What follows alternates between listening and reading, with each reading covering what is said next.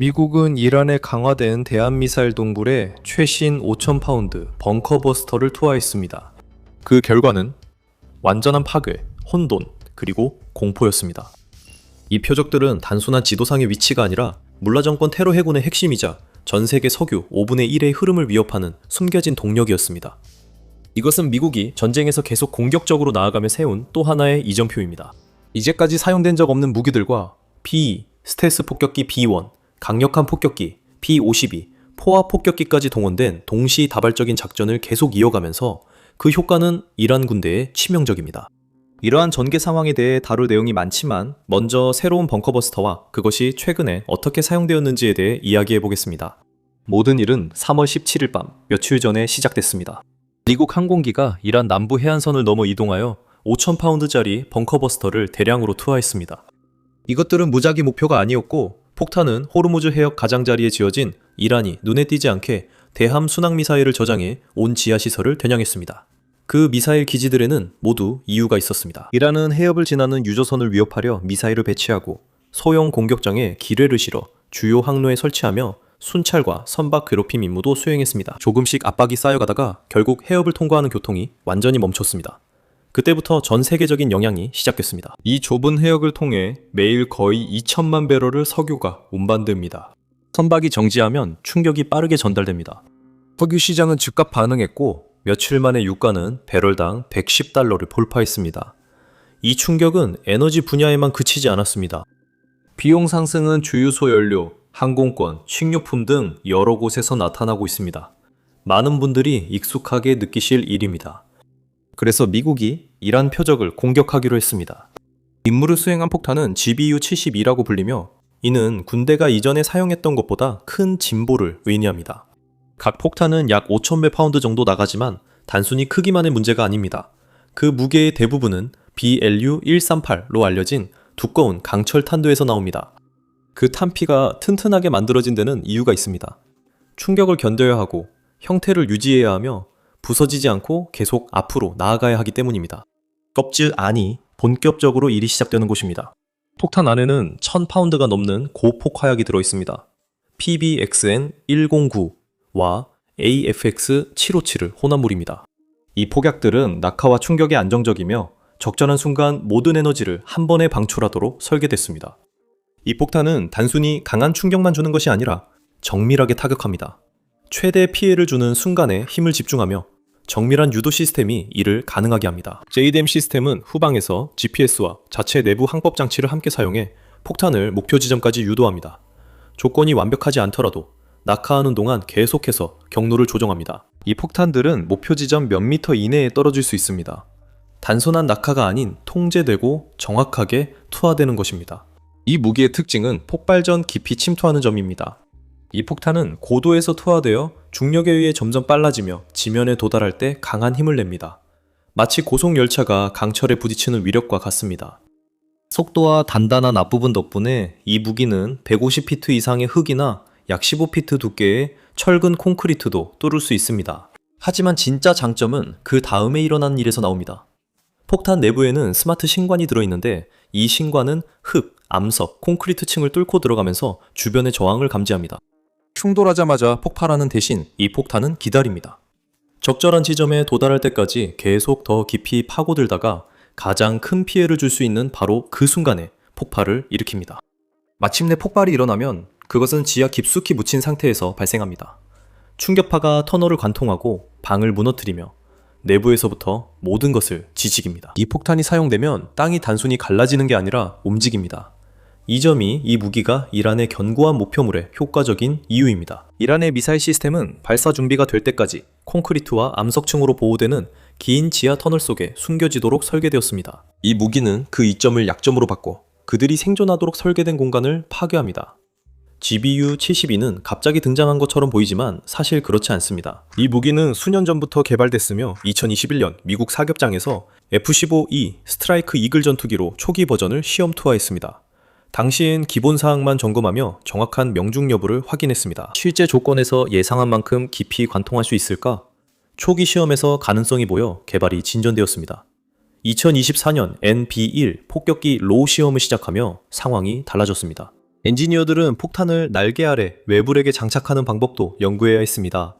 이는 폭격기가 한 임무에 여러 발을 실을 수 있음을 의미합니다. 더 많은 폭탄으로 여러 목표와 지하 시설에 더 강하게 압박할 수 있습니다. 여기서 눈에 띄는 점이 있습니다. GBU-72는 1990년대 GBU-28 등 이전 무기를 기반으로 한층 발전해 더 깊이 침투하고 강하게 타격합니다. 탄체가 더 견고해서 충격을 견디고 계속해서 뚫고 내려갈 수 있습니다. 신관도 더 똑똑해져서 폭탄이 정확히 있어야 할 위치에 도달할 때까지 기다렸다가 폭발합니다. 두 가지가 결합되면 타격이 지하에서 더 큰 피해를 주고 공백도 메워집니다. 이 폭탄은 기존의 GBU-28과 B 폭격기가 가장 강력하게 보호된 목표물을 위해 사용하는 3만 파운드짜리 초대형 벙커버스터의 중간에 위치합니다. 미국은 산 아래 깊은 목표물을 위해 역대 최대 재래식 무기를 투입했습니다. B2 스피릿스텔스 폭격기는 3만 파운드짜리 MOP 폭탄을 탑재합니다. 이는 지금까지 만들어진 최대 재래식 벙커버스터로 평범한 무기가 아닙니다. 이 무기는 다른 어떤 무기도 할 수 없는 일을 하도록 설계되었습니다. 지하 깊숙한 요새까지 도달할 수 있으며 폭발하기 전에 200피트가 넘는 흙과 강화 콘크리트를 뚫고 들어갈 수 있습니다. 이 MOP들이 이란의 가장 견고한 미사일 도시와 핵 관련 의심 시설에 투하되었을 때 그 결과는 참혹했습니다. 테헤란이 손댈 수 없다고 여겼던 단지들이 내부에서 무너졌고 산속에 숨겨진 지휘센터들마저 모두 가동을 멈췄습니다. 수십 년에 걸쳐 건설된 저장고와 생산 허브들이 순식간에 파괴되었습니다. MOP 사용은 이번 작전에서 확전의 새로운 단계를 뜻했습니다. 이는 미국이 최신 5,000파운드급 GBU-72 벙커버스터뿐 아니라 가장 견고한 표적에는 가장 큰 재래식 폭탄을 투하할 의지가 있음을 보여주는 신호였습니다. 이 무기들의 조합은 이란이 지하에서 안전하다는 마지막 환상마저도 완전히 무너뜨렸습니다. 어떤 벙커도 너무 깊지 않고 어떤 무기고도 너무 숨겨져 있지 않으며 어떤 위협도 손이 닿지 않는 곳에 있지 않습니다. MOP는 건물과 터널뿐 아니라 테헤란이 오랜 기간 가졌던 무적이라는 믿음도 깨뜨렸으며 이제 가장 견고한 요새도 취약할 수 있음을 드러냈습니다. 그리고 작전 초기에 MOP가 가장 깊숙한 위협을 제거한 후 GBU-72가 그 다음 층위의 표적을 막기에 딱 맞았습니다. 그래서 3월 17일 공습에 등장한 것입니다. 목표물은 칼리즈 파르스와 누르 시스템으로 무장한 미사일 배터리들이며 매우 강력한 무기입니다. 이 무기는 호르무즈 해협을 가로질러 수십 마일 떨어진 유조선을 타격할 수 있으며 종종 선원들이 미사일이 접근하는 것도 모르는 사이에 공격이 이루어집니다.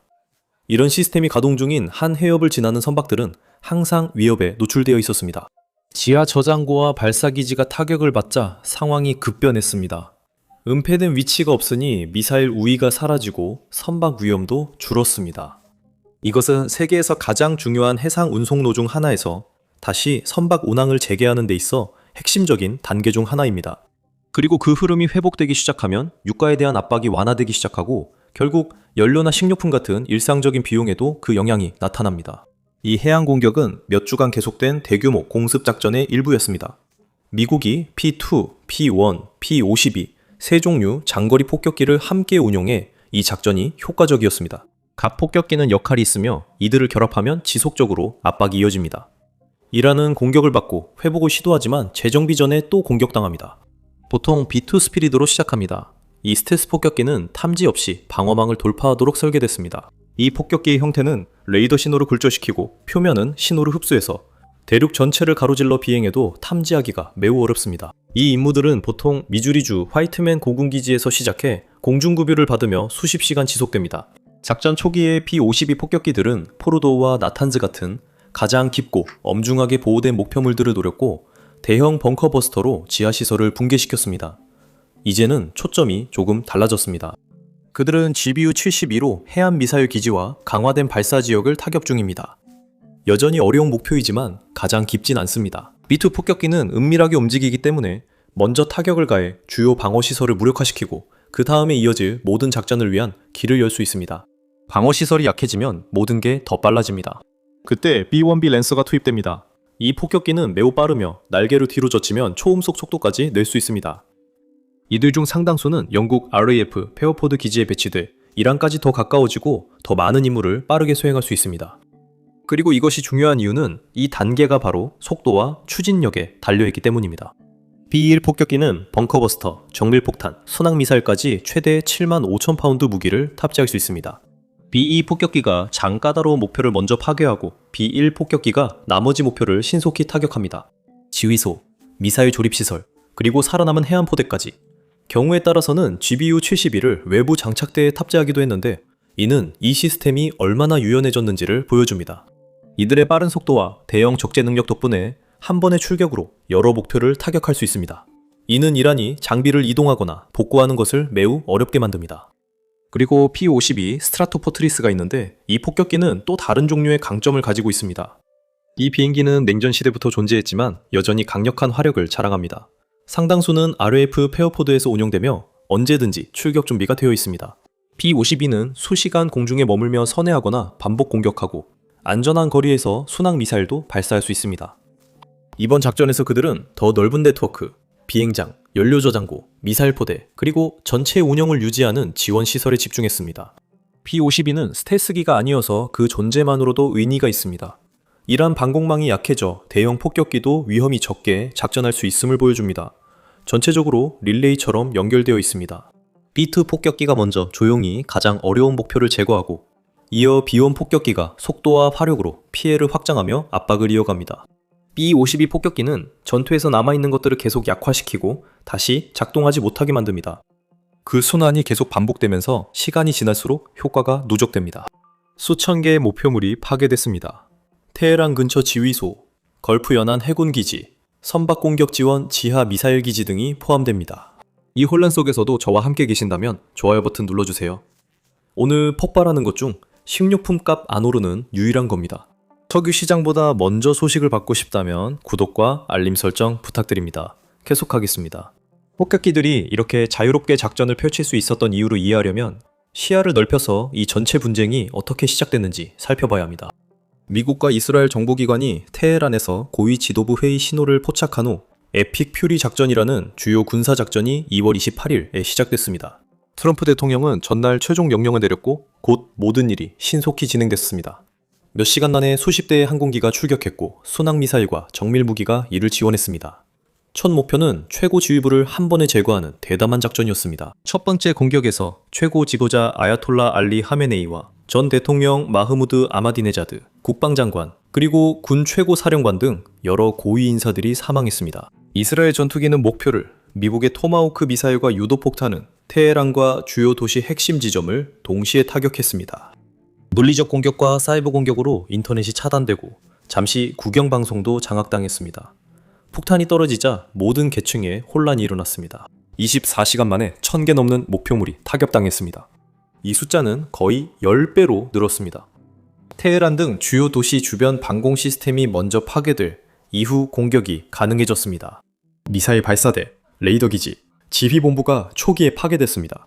전년도에 피해를 입은 핵 관련 시설들이 재차 공격받았고 새 로켓을 생산하던 미사일 공장들도 심각한 타격을 입었습니다. 이란은 신속하게 대응했습니다. 몇 시간 만에 진정한 약속 4호 작전을 개시하여 1200발이 넘는 탄도미사일을 발사했고 약 2000대의 드론을 바레인, 쿠웨이트, 카타르, 아랍에미리트, 사우디아라비아 등 이스라엘과 미군 기지로 보냈습니다. 헤즈볼라는 레바논에서 로켓 공격에 가세했습니다. 그중 일부 무기는 방어망을 뚫고 들어와 피해와 사상자를 발생시켰지만 대부분은 오랜 시간에 걸쳐 구축된 다층 방어 시스템에 의해 요격되었습니다. 이번 대응 규모는 상황이 얼마나 빨리 악화될 수 있는지 보여줬습니다. 또한 또 다른 사실도 드러났습니다. 이란은 단 하룻밤에 미사일 상당수를 소진했고 초기 충격 후 작전은 명확한 단계로 전개됐습니다. 첫 주엔 지도부와 방공망에 집중해 핵심 의사결정자 제거와 항공기 위협 시스템 무력화가 목표였습니다.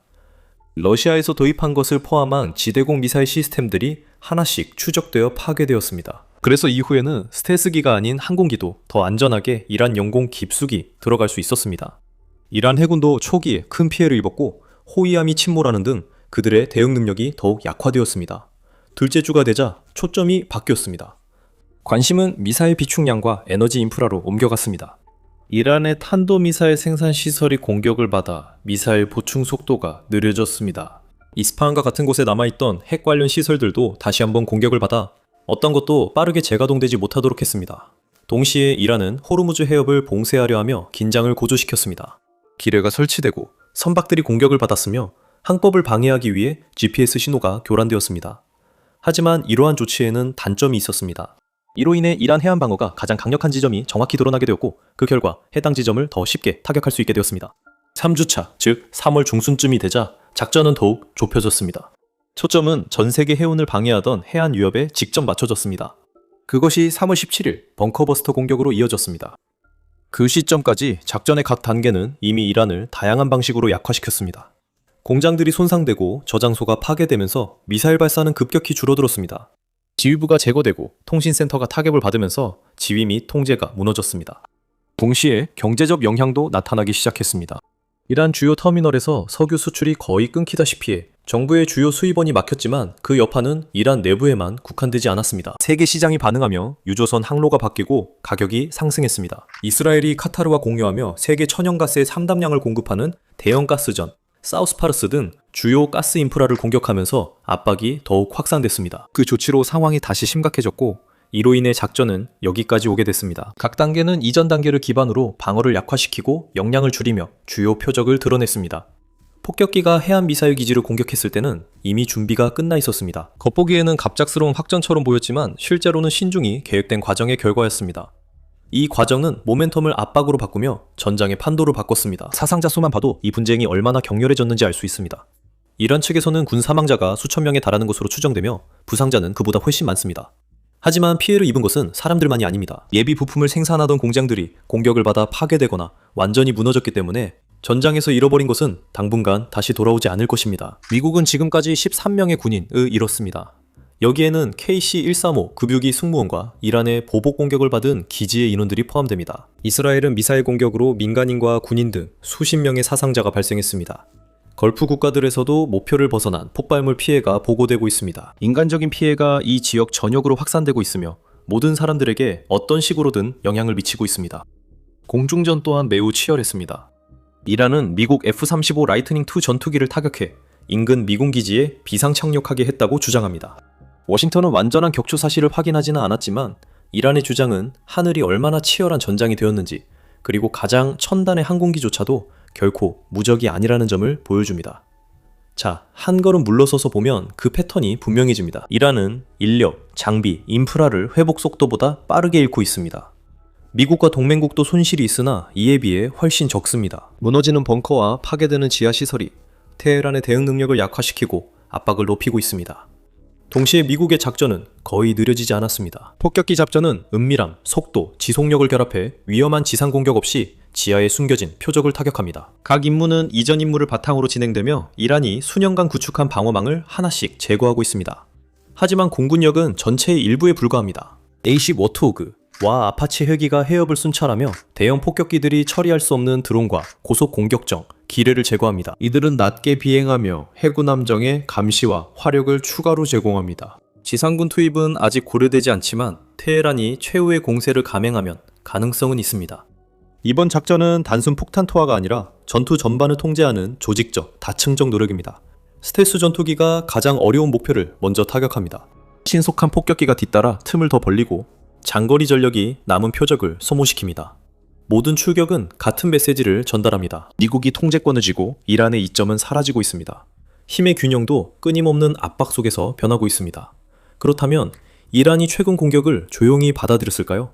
절대 아닙니다. 이란 내부에서는 벙커버스터 공격에 대한 반응이 매우 격렬하고 분노에 가득합니다. 국영 텔레비전과 혁명 수비대는 피해를 축소하려 하며 지하시설이 대부분 비어 있었거나 이란의 방공망이 피해를 최소화했다고 주장했습니다. 이란은 카타르, 라스라판 허브 등 인접국 에너지 시설을 겨냥해 혼란을 일으키겠다고 위협하며 대응했습니다. 반면 미 국방부 지도자들은 그 진전을 공개적으로 언급하고 있습니다. 국방장관 피트 헥세스와 댄 케인 장군은 역대 최대 규모의 타격 편대가 곧 투입될 예정이며 이번 작전이 결정적으로 승리하고 있다고 밝혔습니다. 이란에서 발사된 탄도미사일과 드론 공격은 이제 90% 감소했습니다. 왜냐하면 공장과 발사장이 모두 파괴되었기 때문입니다. 이런 꾸준한 압박은 계속해서 세계에 미국이 여전히 우위를 점하고 있다는 메시지를 전달합니다. 새 최고 지도자 무쇼타바 하메네이는 집권 후 처음 내놓은 중대한 성명에서 더욱 강경한 입장을 보였습니다. 그는 희생된 이들의 피해에 대해 끝없는 복수를 맹세했고 가능한 한 오랫동안 호르무즈 해협을 봉쇄하겠다고 약속했으며 이 지역에 있는 모든 미군 기지가 계속 운영된다면 공격을 받게 될 것이라고 경고했습니다. 테헤란에서 전해지는 메시지는 이번 전쟁 전체를 이란 국민에 대한 미국과 이스라엘의 일방적인 침략으로 묘사하고 있습니다. 그들은 벙커버스터 투하를 이란이 스스로를 방어할 수 있는 능력을 파괴하기 위한 더 큰 계획의 일부라고 부릅니다. 이란 혁명 수비대는 남은 모든 병력을 비대칭 대응에 쓰겠다고 밝혔습니다. 여기에는 더 많은 드론 군집, 기뢰, 해상 운송로 또는 다른 나라의 대리 세력을 동원해 미국과 동맹국 목표물을 공격하는 것 등이 포함됩니다. 동시에 일반 이란인들에게 경제적 고통은 현실입니다. 석유 판매가 중단되고 기본 생필품 가격이 빠르게 오르면서 공식적인 강경 태도 아래에는 조용한 좌절감이 존재합니다. 이란 내부 혼란은 국영 TV 발표보다 훨씬 심각하며 시민들은 이를 매일 체감하고 있습니다. 전전이 길어지고 빵값이 지난달보다 더 비싸지며 병원은 약이 부족합니다. 이드 축제도 통행 금지 아래 조용히 열립니다. 한때 조용히 지내던 젊은이들도 이제는 자신들을 이 혼란에 빠뜨린 지도자들에 대해 속삭이기 시작했습니다. 강경파와 이란 혁명 수비대 IRGC는 어이주시스율은 하지만 가족들은 그저 폭격이 멈추고 아이들에게 밥을 먹일 수 있기를 바랄 뿐입니다. 한때 두려움으로 모든 것을 통제하던 정권은 이제는 자국의 거리조차 제대로 통제하지 못하고 있습니다. 내부 균열이 벙커버스터보다 정부를 더 빨리 무너뜨릴 압박입니다. 강경파는 애국심을 내세워 결집하지만 많은 평범한 사람들은 폭격 중단만을 원합니다. 작전이 여전히 진행 중인 가운데 모두가 묻고 있는 가장 큰 질문은 이 다음에 무엇이 올 것인가입니다. 한 가지 가능성은 해협이 곧 열리지 않으면 미국이 이란의 석유와 가스 인프라 압박을 계속 높일 것이라는 점입니다. 워싱턴은 선박 운송이 계속 차단되면 해당 목표가 공격받을 수 있음을 시사했습니다. 반면에 이란은 아직 미사일과 드론이 남아있어서 자신들이 끝나지 않았다는 것을 보여주기 위해 미국 기지나 이스라엘 도시를 대상으로 한 번 더 대규모 공격을 시도할 수도 있습니다. 이라크, 예멘, 레바논의 대리 세력들도 행동을 강화할 수 있지만 많은 세력들이 약화된 상태입니다. 또 다른 방법은 제3국을 통한 외교적 대화로 전투를 잠시 중단하는 방안입니다. 양측 모두 손실을 입었으니 결국 협상에 이를 수 있습니다. 이번 전쟁은 현대 벙커버스터와 폭격기 작전이 깊이 매설된 목표물에 얼마나 효과적인지 이미 보여졌습니다. 이란의 미사일 프로그램과 숨겨진 핵 활동들은 큰 타격을 받아 복구에 수년이 걸릴 것입니다. 지역 세력 균형이 변하면서 이란의 영향력은 상황 정리 후 크게 줄어들 전망입니다. 이번 분쟁은 호르무즈 해협 등 좁은 해상 요충지의 전 세계적 위험성을 다시 상기시켰습니다. 2월 말 지도부에 대한 공격으로 시작된 양상은 현재 해안가에서 진행 중인 작업까지 신중하게 한 걸음씩 이어지고 있습니다. 5,000파운드 벙커버스터 2하는 최근 일어난 일 중 하나일 뿐입니다. 앞으로 며칠, 몇 주 동안의 상황에 따라 분쟁이 진정될지 확산될지 결정될 것입니다. 현재 폭격기는 계속 비행 중입니다. 가격은 여전히 높게 유지되고 있고 전 세계는 이 모든 일이 어떻게 끝날지 숨을 죽이고 지켜보고 있습니다. 앞으로 무슨 일이 일어나든 앞서가고 싶다면, 이 영상이 당신을 집중하게 만들었다면 좋아요를 눌러주세요. 구독하고 최신 소식 받아보세요. 다음 영상에서 만나요. 항상 경계하세요.